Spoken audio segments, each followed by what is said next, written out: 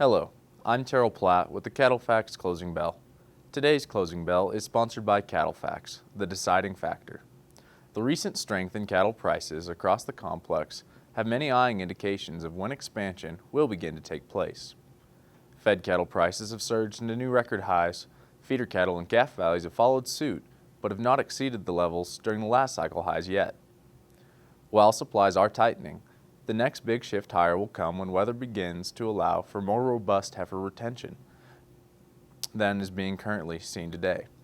One indication is the percentage of heifers currently on feed, which stood at 38.7% in the most recent data released for April. During the last cycle lows, this percentage dropped as low as 31%, as more heifers were kept as replacement females instead of entering the fed cattle supply. Another factor to watch is the percentage of heifers out of feeder and calf sale receipts, which is still tracking near the upper end of the historical range, around 5%, above 2014 levels. It's important to keep in mind that the adoption of beef on dairy in recent years could keep these percentages above levels seen during the last cycle highs, as beef on dairy heifers enter the supply chain. Prices are signaling the market wants expansion to occur, but drought remains the limiting factor in key cow-calf regions.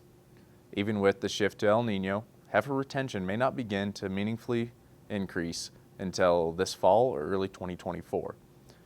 During this week's markets, moderate fed cattle trade occurred in the north, mostly at 182 to 185 live, steady to $3 lower, and primarily 290 dressed, which is 5 to 6 lower than last week.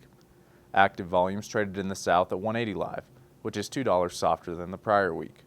The feeder cattle index finished around $2 lower on the week, near 222. Thanks for watching, and remember to visit CattleFax.com to become a member and receive the latest market news and analysis.